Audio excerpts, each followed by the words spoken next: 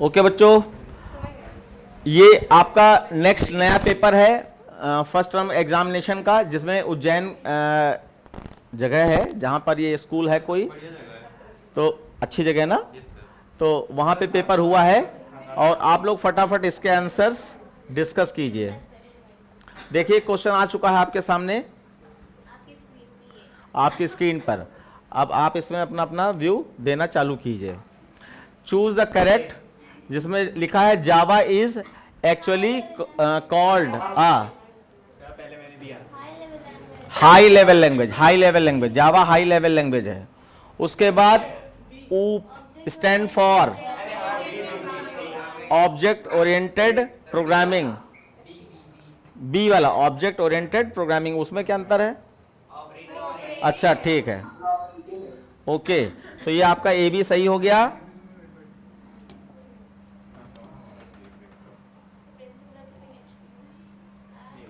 उसके बाद देखिए the principle of grouping attributes and methods to a object is called encapsulation.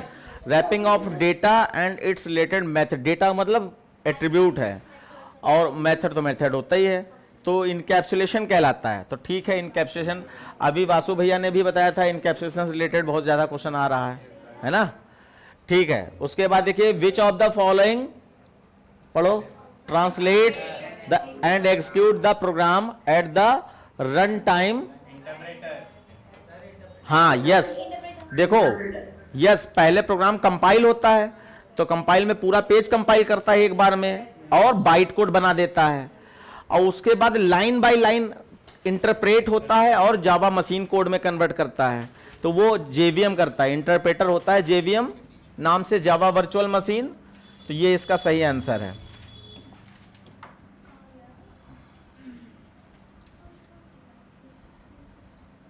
अच्छा, ये सारे जो हैं, देखो इनके बारे में थोड़ा सा बता देते हैं।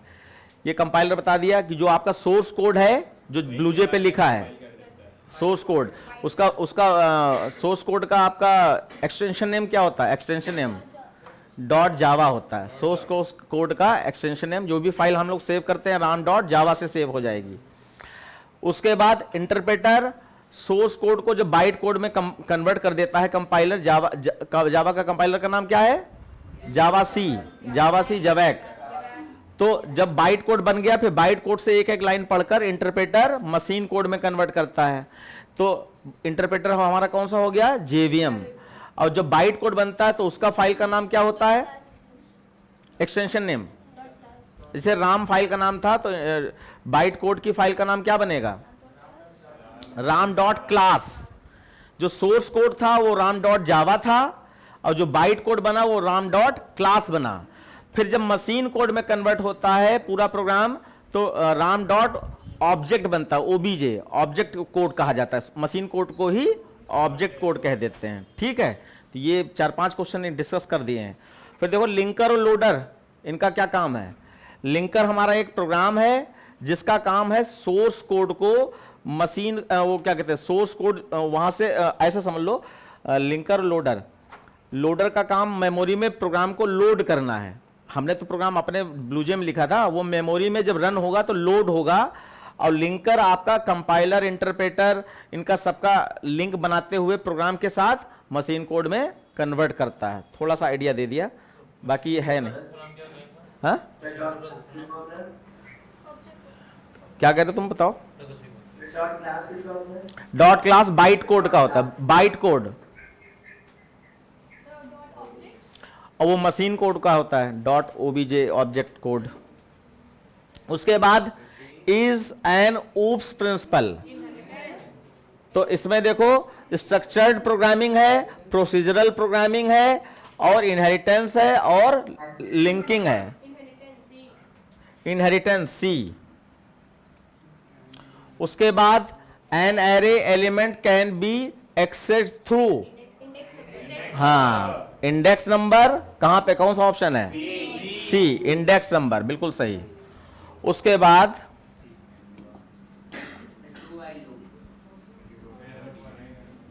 देखो which of the following loop will execute the body of loop even when condition controlling the loop is initially false. Do while loop पहले ही चल जाता है, कंडीशन बाद में चेक होती है, इसलिए इनिशियल चाहे ट्रू हो या ना हो, डू वाइल लूप चलता ही चलता है। उसके बाद the function which changes the state of an object is known as, हाँ, जिसमें does not change the state of an object का है वो प्योर फंक्शन, और जिसमें changes the state of an object का है वो इम्प्योर फंक्शन। ये क्वेश्चन तुम लोगों ने बता दिया, ये अच्छा लगा, ये थ्योरी। हाँ, अरे ऐसा समझ लो, कोई फंक्शन आपने बनाया तो उसके गोल वाले ब्रैकेट में पैरामीटर लिस्ट होती है, तो नीचे वर्डमैन से जो भी वैल्यू पैरामीटर लिस्ट में भेजेंगे, अगर उस फॉर्मल पैरामीटर की वैल्यू फंक्शन के अंदर कोई भी कोड लिखा वो चेंज नहीं हुई तो वो प्योर फंक्शन, और कोई कोड लिखा और वो फॉर्मल पैरामीटर की वैल्यू ही चेंज हो गई तो वो इम्प्योर फंक्शन। हल्का सा मैं बता दे रहा हूं, जैसे कि आपने यहां पे वर्ड फन लिखा, फन, और यहां पे INT ए लिख रखा है आपने। अब हम यहां पर अगर A++ कर दें तो ये क्या हुआ, वैल्यू चेंज हो गई, वैल्यू चेंज हो गई तो ये इम्प्योर बन गया।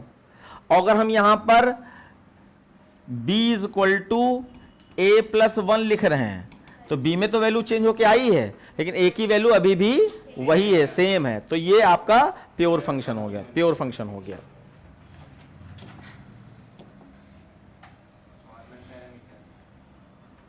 देखिए, parameters used in function call statement are called, function calling वाले स्टेटमेंट यानी obj.compute इनपुट जो करते हो उसमें जो पैरामीटर, अगर जैसे कि पैरामीटर कौन सा ले उसमें देखा है, फंक्शन ओवरलोडिंग में देखा है आपने, सारे पैरामीटराइज फंक्शन होते हैं, तो जहां से वैल्यू भेजी जाती है उनको क्या फॉर्मल पैरामीटर या एक्चुअल पैरामीटर या,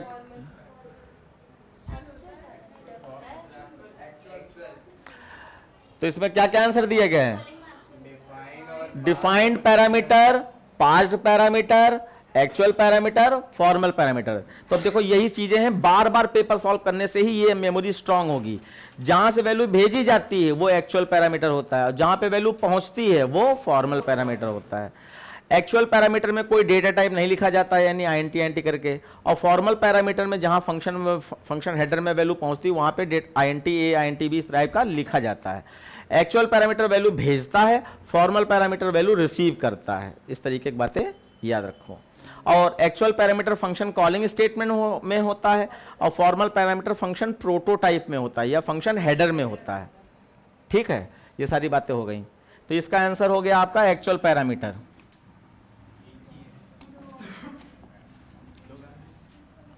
उसके बाद देखो, an overloaded method consist of, overloaded method में किन किन चीजों से मिलकर बनता है, तो याद करो। इसमें अगर हम ना भी देखें तो पहले हम सोचें ओवरलोडेड मेथड में क्या फंक्शन का नाम सेम होता है, उनकी पैरामीटर लिस्ट अलग अलग होती है, पैरामीटर लिस्ट यानी फॉर्मल पैरामीटर अलग अलग होते हैं। तो ये देखो किस में मैच हो रहा है,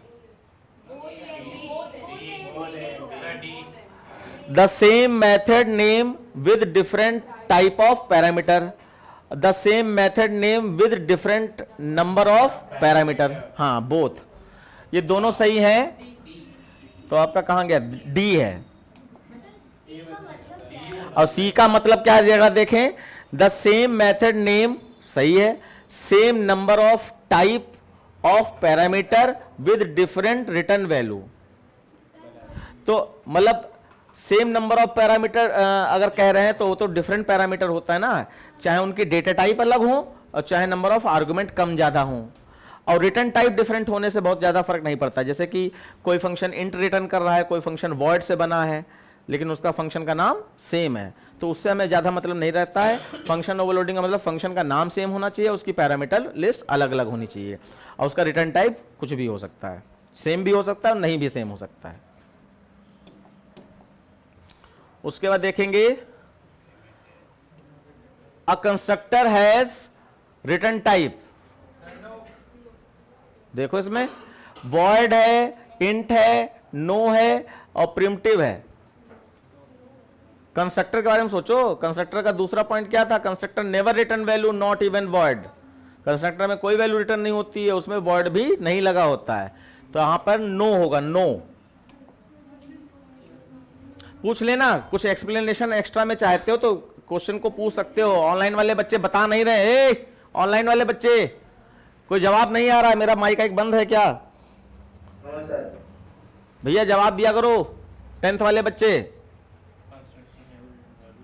ऐसे पढ़ने से क्या फायदा? उसके बाद कंसीडर द फॉलोइंग प्रोग्राम, तो रिजल्ट में 0 है, एक्स में 1 है, और वाई लूप चलाया गया है, तो एक्स में आपका क्या है? 1 है, और इसमें पूछा क्या गया है? रिजल्ट पूछा गया है, ठीक है। तो x में 1 है, 1 10 से छोटा है, नीचे आ जाओ। 1 2 से डिवाइड होगा? नहीं होगा, कंडीशन फॉल्स होगी। अगर कंडीशन ट्रू होती तो ये लाइन इसके अंदर है, और कंडीशन अगर फॉल्स होती तो ये लाइन कंडीशन से बाहर है। तो कंडीशन क्योंकि फॉल्स हो गई इसलिए x प्लस प्लस हो जाएगा, x प्लस प्लस होके 2 हो गया, और फिर लूप ऊपर चला जाएगा, और ये 2 भी 10 से छोटा है, नीचे आया, 2 2 से डिवाइड होता है, कंडीशन ट्रू हो गई, तो रिजल्ट में 2 स्टोर हो जाएगा। रिजल्ट 0 था ना, 0 प्लस 2 2। उसके बाद ये प्लस प्लस होकर 3 हो जाएगा, फिर ऊपर गया, 3 भी छोटा है, नीचे आया, 3 डिवाइड नहीं होता है तो बाहर आ जाएगा, 4 हो जाएगा। अब यहां पे हम देख रहे हैं इवन नंबर जा रहे हैं, नहीं तो क्या जाएगा? 2, उसके बाद प्लस 4 प्लस 6 प्लस 8 और प्लस 10, टोटल बताओ 30। अब लूप से बाहर आए तो यहां पे 30 प्रिंट हो जाएगा आपका। सिंपल, मतलब 2 बार 3 बार चलाने पर आपको अगर एहसास हो जा रहा है तो जबरदस्ती उसके पीछे ना पड़े रहो। हाँ ये भी है कि अगर आपको एंडिंग समझ में नहीं आ रहा है कि इक्वल टू कहां तक चलेगा, नहीं चलेगा, तो भैया चलाओ, क्योंकि रिस्क नहीं लेना है, मेहनत चाहे जितनी करो।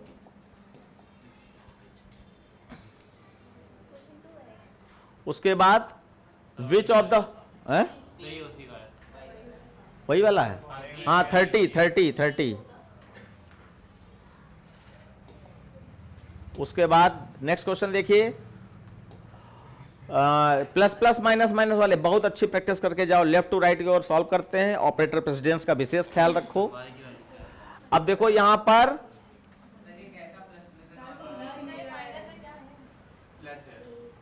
हम इधर देख लेते हैं, हाँ ये प्लस प्लस है, सब प्लस प्लस है, बस ये है वो प्लस प्लस पावर के रूप में चला गया ऊपर। मैं लिखे दे रहा हूं, ये भी प्लस प्लस है, ये भी प्लस प्लस है, ये भी प्लस प्लस ही है, सारे प्लस प्लस है। अगर माइनस माइनस तो वैसे नहीं है, चलो निकालो भैया, रिजल्ट निकालो। 21 तो वो तो है भी नहीं इसमें, अच्छा नन ऑफ दीज भी है, ठीक है।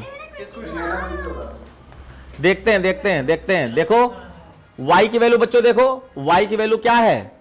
3 है, तो 3 प्लस ब्रैकेट स्टार्ट किया और 3 से प्लस प्लस हो गया, कितना हो जाएगी? 4 प्लस, और 4 ही रहेगी, लेकिन 5 हो चुकी है यहां पर, और यहां पर 5 पहुंचेगी, और 5 से प्लस यहां पर 6 हो जाएगी।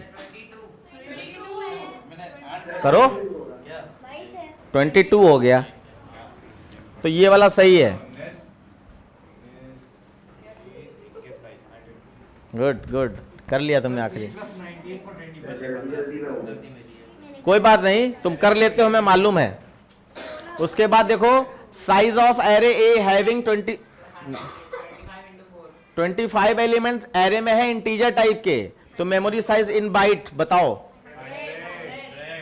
तो 25 मेमोरी है और इंटीजर 4 बाइट मेमोरी लेता है, तो कितना हो जाएगा? 100 है, 100 है, तो 100 बाइट निकलेगा।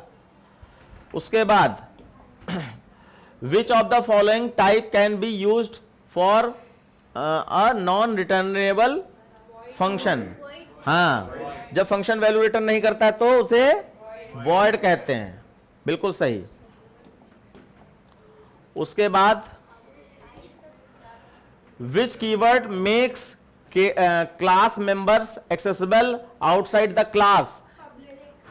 बिल्कुल अंदाजा तुरंत मार दिया करो कि पब्लिक हर जगह एक्सेसिबल होए और प्राइवेट सिर्फ अपनी ही क्लास में एक्सेसिबल है, और प्रोटेक्टेड जो इनहेरिटेड क्लास, सब क्लास जिसको कहेंगे, उस अपनी क्लास और सब क्लास में एक्सेसिबल है बस।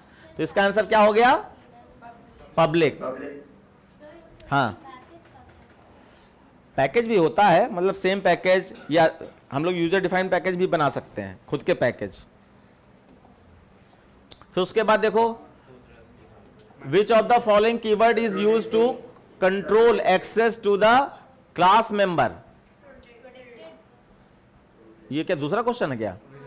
हाँ, control access to the class variable, class member.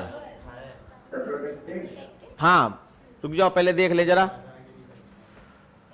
आपका है which of the following keywords. पहले तो उन्होंने ऐसे गेस लगाओ, टुकड़े में डिवाइड कर करके देखो। पहले तो उसने साफ साफ कह दिया कीवर्ड्स, तो यानी देख लो कि इसमें कीवर्ड्स कौन से नहीं है, वो तो अलग हो जाएंगे सीधे सीधे। तो देखो, ना एब्स्ट्रैक्शन कीवर्ड होता है, ना इनहेरिटेंस कीवर्ड होता है, डिफॉल्ट कीवर्ड होता है। अच्छा, इंटरफेस है, इंटरफेस वैसे कीवर्ड होता है, लेकिन बस इन्होंने गलती ये की कि आई बड़ा कर दिया है। कीवर्ड हमेशा स्मॉल में होता है, ठीक है, और डिफॉल्ट का डी भी स्मॉल में होना चाहिए, और फिर प्रोटेक्टेड भी स्मॉल में होता है। तो अब यहां पे हमें पता चला कीवर्ड दो ही हैं, प्रोटेक्टेड नहीं, दो नहीं, तीन है। डिफॉल्ट है, प्रोटेक्टेड है और इंटरफेस है। अब इंटरफेस तो तुम्हें पता ही नहीं है, तो उसको भूल ही जाओ, क्योंकि तुम्हारे इस सिलेबस के हिसाब से ही क्वेश्चन बनाया जाएगा। ये तो स्कूल वाले ने बनाया, तो अपने हिसाब से बना दिया। तो बचा आपका डिफॉल्ट और प्रोटेक्टेड। तो अब तुम देखो, क्या आपका क्लास मेंबर का मतलब है वेरिएबल्स को और फंक्शंस को कंट्रोल करने के लिए क्या डिफॉल्ट यूज होता है? नहीं यूज होता है। तो आपका सीधा सीधा आंसर प्रोटेक्टेड है। प्रोटेक्टेड, पब्लिक, प्राइवेट, प्रोटेक्टेड, ये कंट्रोलिंग कीवर्ड कहे जाते हैं। उसके बाद देखो, अ पैकेज इज अ, देख लो ये गलती होती है, कलेक्शन ऑफ डेटा है, कलेक्शन ऑफ फंक्शन है, कलेक्शन ऑफ क्लासेस है और नेस्टेड क्लास। तो देखो, इसके हिसाब से हमें चलना है। वैसे पैकेज की डेफिनेशन क्या है कि it is a collection of pre defined classes and its related pre defined methods, ये इसकी डेफिनेशन है। अब क्लासेस तो यहां है ही, पैकेज, हाँ, कलेक्शन ऑफ डेटा, और डेटा भी उसमें हो सकता है, लेकिन यहां बोथ अगर होता तो हम ए और बी दोनों को रखते। अब यहां बोथ नहीं, इसलिए हमारा यही नहीं, सॉरी, ये क्या कलेक्शन ऑफ क्लासेस ही जाएगा, कलेक्शन ऑफ प्रीडिफाइंड क्लासेस, क्योंकि क्लासेस के अंदर ही हमारा डेटा होता है और फंक्शन होता है। तो सी हो जाएगा इसका सही। उसके बाद which keyword is use to refer, हाँ, ये बहुत इंपॉर्टेंट है। करंट कॉलिंग ऑब्जेक्ट कहीं नाम आ जाए तो वो दिस है, ये बहुत आया है, बहुत आया है, बोर्ड एग्जाम में बहुत आया है। तो ये दिस कीवर्ड है हमारा, प्यारा सा छोटा सा।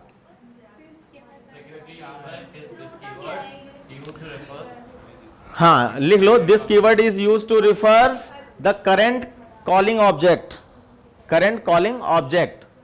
उसके बाद नेक्स्ट देखो, हाँ, वो 12th में देखने को मिल जाएगा। तो तुम क्या करोगे? बायो लेगा, बायो लेगा, हाँ? बायो लेगा। तो नहीं, सुनो तो, अगर कंप्यूटर नहीं लिया ना तो जिंदगी बेकार है।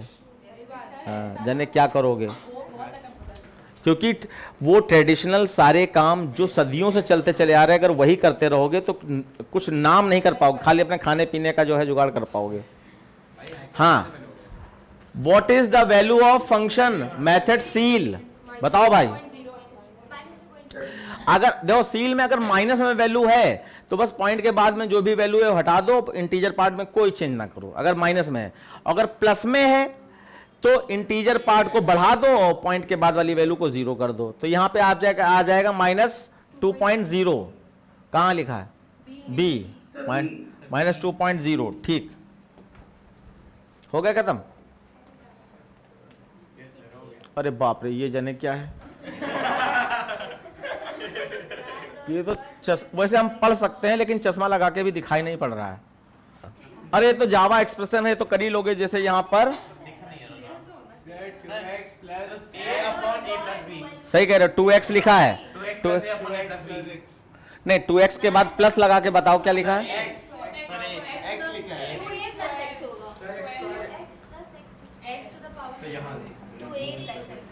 Under root 2x plus x square upon a plus b, ये है, सही है? ऐसे बड़ा करके देखो, हाँ देखो इसमें इसमें तुम लोग एनर्जी दे रहे हो, इसका मतलब जो चीज यूटिलाइज हो रही है वो आपको फायदा करेगी, वो बढ़ेगी, और जो चीज यूटिलाइज नहीं करे, जैसे ये हाथ है, अभी प्लास्टर लगा दिया जाए यहाँ पर पूरा, और 2 महीने 3 महीने इसका यूज खत्म हो गया, उसके बाद जब खोला जाएगा, अगर तुम यूज करना बंद कर दो, वो वैसे रखो, तो जिंदगी भर के लिए वो वैसे हो जाएगा, फिर तुम चाहोगे भी तो नहीं सही होगा, हिलेगा ही नहीं। तो इसका मतलब मेमोरी को यूज करते रहो, आंखों को ऐसे बड़ा करके देखते रहो। देखो बच्चे, यहां पे मैट डॉट, बोलो math dot SQRT, SQRT bracket में 2 into x plus x into x, और ये पूरा वो कर दो, और उसके बाद डिवाइड लगाओ, और फिर डिवाइड में पूरा a प्लस बी। अब कौन सा ब्रैकेट? ये इसका बंद हो गया, यहाँ एक और यहाँ रहेगा, तो ये इस तरीके से लिख सकते हो। उसके बाद नेक्स्ट क्वेश्चन में मैं लिख दे रहा हूं, आप लोग इसका आउटपुट निकालना, क्या कन्वर्ट करना है, बहुत अच्छा है। देखो मैं लिख रहा हूं INT, बोलो उसमें मोबाइल में देख के, INT I is equal to 1 और INT D is equal to 5, do curly bracket start किया, D is equal to D into 2, और ये SOP ln D, और फिर I प्लस प्लस, और फिर bracket close, while I is less than equal to 5 semicolon. इसको convert करना है किसमें? फॉर लूप में, फॉर में कन्वर्ट करना है। चलो फॉर में कन्वर्ट करो, INT I, लूप कैसे चला जा रहा है? I से ना, तो I यहाँ इनिशियलाइज नहीं होगा, I और D इज इक्वल टू 5, फिर फॉर लूप लगाया, for I is equal to 1, I is less than equal to 5, और I प्लस प्लस। बहुत अच्छा, इसको कहते हैं रिदम में गाना। उसके बाद D is equal to D into 2 SOP ln D, और इसको बंद कर दो। मानो या ना मानो, इस तरीके से पढ़ के देखो, तुमको लगेगा ही नहीं हम पढ़ रहे हैं, और तुम्हारा सारा पढ़ाई हो जाएगी। गाना गा गा के पढ़ो, सही है। और जो सीरियस बच्चे हैं ना, वो दुबले ही रह जाएंगे। फिर देखो, अरे सीरियस का मतलब वो कुछ करना ही नहीं चाहते। सीरियस का मतलब पढ़ाकू बच्चों की बात नहीं कर रहे हैं हम। यहां पे देखो मैट डॉट फ्लोर और -6.7, बहुत अच्छा। फ्लोर में अगर माइनस में वैल्यू दी है तो इंटीजर पार्ट को बढ़ा दो, एक बढ़ाने का मतलब कम कर दो, तो यहां पे -7.0 आ जाएगा। अब इधर देखो, मैट डॉट सील 3,4 प्लस, अच्छा सील लिखा है क्या? हाँ, तो 3.4 है तो इसका कितना हो जाएगा? 4.0 आ जाएगा। और 2 की पावर 3, तो ये 8। तो अब इसको ऐड कर दो, 12.0, अरे 0.0 तो हो गई होगा, हाँ, तो इसको ऐड कर दिया, ठीक है ना? सुंदर, अच्छा। उसके बाद what is the mean by infinite loop? Give an example. Infinite loop मतलब the loop which is never terminated in program, whole program life, program की लाइफ में टर्मिनेट ही ना हो।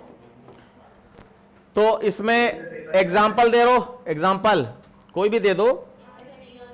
तो सबसे अच्छा एग्जांपल है वाइल,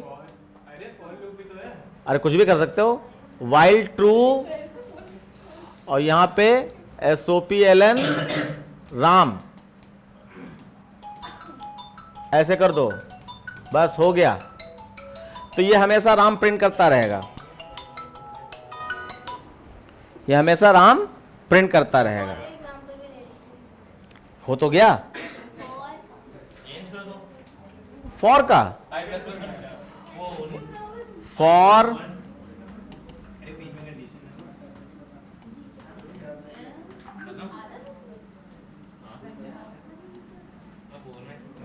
इनफाइनाइट लूप का एग्जांपल फॉर और वाइल में, तब भी इनफाइनाइट हो जाएगा। अगर यहां पर ट्रू ना लिखे हैं बच्चों तब भी सही है। देखो ये ऐसे,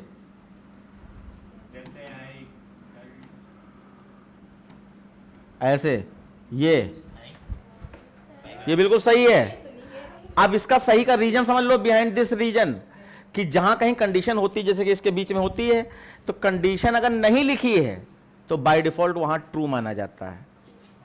ये noted the point.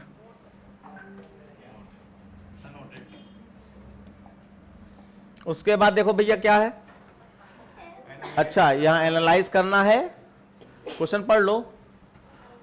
While loop है, देखो ओए x में 5, यहां पे देखो ये x इज इक्वल टू 5 है और ये y इज इक्वल टू 50 है। ये वाला क्वेश्चन हम लोग सॉल्व कर चुके हैं। x is less than equal to y और y divide is equal to y divide by x, और यहां पर y प्रिंट करा दिया गया। ठीक है, तो आप देखो यहां पे चला, ये y लिखा है,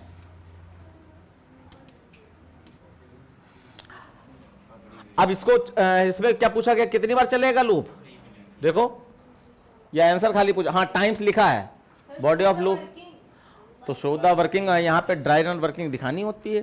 तो यहाँ पे ड्राई रन वर्किंग कैसे दिखाओगे, यहाँ x लिख लो और यहाँ पे y लिख लो, और x की वैल्यू 5 है और y की वैल्यू 50 है। अब नंबर 1 ऐसे डालो, नंबर 1 भैया ये देख लो। तो अब x में देखो क्या है 5 और y में क्या है 50, छोटा है, कंडीशन ट्रू, नीचे आया। अब यहाँ पे क्या हो रहा है, y डिवाइडेड बाई x, तो x में तो 5 ही है और y में 50 डिवाइडेड बाई 5 कितना आ जाएगा 10।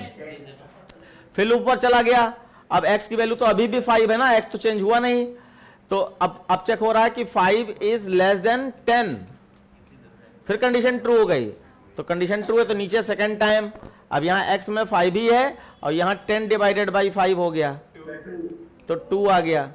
फिर ऊपर गया, अब यहां पर 2 हो गया, सॉरी ये तो 5 ही था, ये 5 ही है और यहां पर 2 हो गया, तो 5 is less than equal to 2, condition false, loop से बाहर आ गए। तो यहां पे देखा जाए आउटपुट में क्या आएगा 10 और 2, लाइन चेंज है तो 10 2 आ जाएगा, और कितने 2 बार चला, 2 टाइम्स ये रन हुआ है, 2 बार चला ना लूप। कंडीशन चेक होने का मतलब लूप नहीं चला, कंडीशन ट्रू होने का मतलब है लूप चला। एक्स की वैल्यू कुछ नहीं चेंज हो रही है। फिर देखो what is an operator, what are the 3 main type of operator. तो operator is a symbol, operator is a symbol which, अरे रुको तो अर्थमेटिक ही थोड़े ना होता है। Operator is a symbol which convey the special meaning to the Java compiler and each operator work done according to their meaning. हर operator अपनी मीनिंग के आधार पर वर्क करता है और हर ऑपरेटर जावा कंपाइलर को मैसेज कन्वे करता है कि वो क्या करता है, और वो एक सिंबल है। और फिर एग्जांपल में 3 ऑपरेटर कौन हो गए, यूनरी, बाइनरी और टर्नरी। और यहां पे आप उसके एग्जांपल भी थोड़े बहुत लिख दो, नाम लिख दिए, एग्जांपल भी लिख दो। यूनरी में प्लस प्लस कर देना, बाइनरी में प्लस माइनस इनटू डिवाइड, और टर्नरी में क्वेश्चन मार्क कोलन साइन। तो और भी लिख सकते हो, लेकिन पूरे थोड़ी ना कहे उसने, बता देना है। तो 3 मेन यूनरी, बाइनरी, टर्नरी, क्योंकि होता है तो शिफ्ट ऑपरेटर भी है हाँ अच्छा नहीं लग रहा है, क्योंकि प्लस प्लस माइनस माइनस कितना यूज करते हो बताओ, उसको छोड़ दोगे तुम। उसके बाद देखो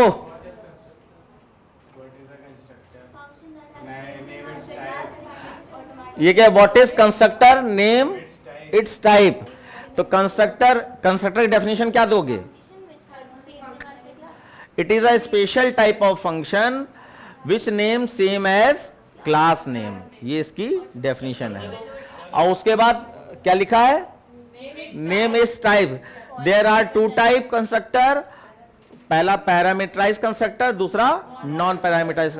और थोड़ा सा ब्रैकेट में बना के भी दिखा दो जो समझाया गया है। फिर what is function overloading? It is a process in which when we make more than one function with same name with different parameter list to perform different type of work. फिर उसके बाद what is type of type conversion? तो type conversion is a process in which one primitive data type converted into another primitive data type. और there are two type of typecasting, implicit और explicit। उसका example दे देना।